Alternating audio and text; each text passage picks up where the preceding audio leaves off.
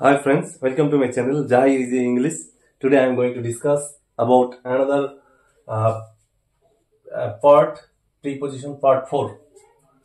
From এর ব্যবহার। From মানে কখন শুরু হতে বোঝাতে from বসে, উৎস বোঝাতে from বসে, কারো কাছ থেকে বা কথা থেকে বোঝাতে from বসে, কোনো পদার্থ প্রস্তুত বোঝাতে, কোনো পদার্থ কি কোন পদার্থে তৈরি কোন একটা জিনিস প্রস্তুত বোঝাতেও from বসে, ব্যবধান বোঝাতে from বসে, প্রতিরোধ বোঝাতে from বসে, কারণ দর্শাতে from বসে, পার্থক্য বোঝাতেও from বসে, অবস্থার পরিবর্তনে from বসে, এক জায়গা থেকে অন্য জায়গা বোঝাতে from বসে, রোগে কষ্ট পাওয়া বোঝাতেও from বসে। তো প্রথম एग्जांपल দেখব কখন শুরু হতে বোঝাতে। The shop is open from 10 am to 5 pm। দোকানটা হচ্ছে 10টা থেকে 5টা পর্যন্ত খোলা থাকে।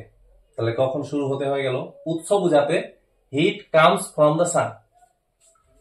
তাপ কোথা থেকে আসে, উৎস বোঝাচ্ছে তাপটা আসে সূর্য থেকে। কারো কাছ থেকে here's a letter from my father। এই যে আমার বাবার কাছ থেকে চিঠি এসেছে, কারো কাছ থেকে, তাহলে বাবার কাছ থেকে হয়ে গেল।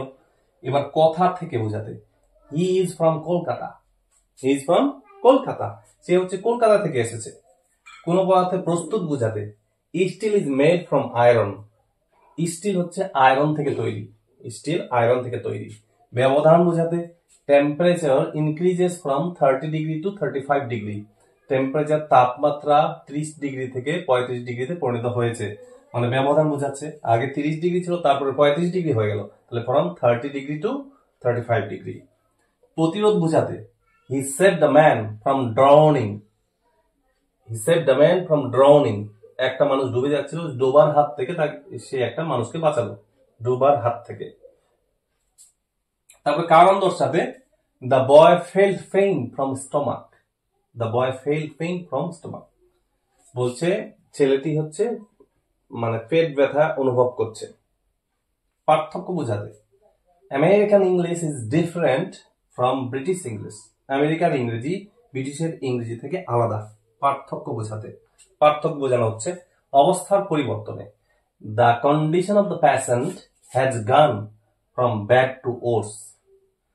মানে হচ্ছে একটা রোগীর অবস্থাটা খারাপ থেকে খারাপ তর হয়েছে, মানে খারাপ ছিল তার থেকে আরো বেশি গুণে হয়েছে, বেশি হয়েছে, আরো খারাপ হয়েছে।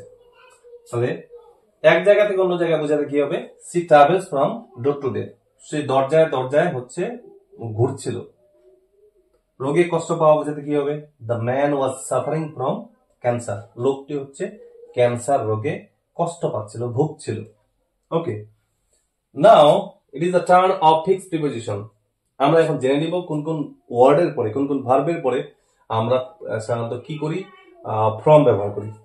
Prohibit, prevent, stop, ডিবার, refrain, abstain, protect, escape, borrow, resign, save from, save, separate, suffer, retire, এগুলো ওয়ার্ডের পরে সবসময় ফ্রম বসে।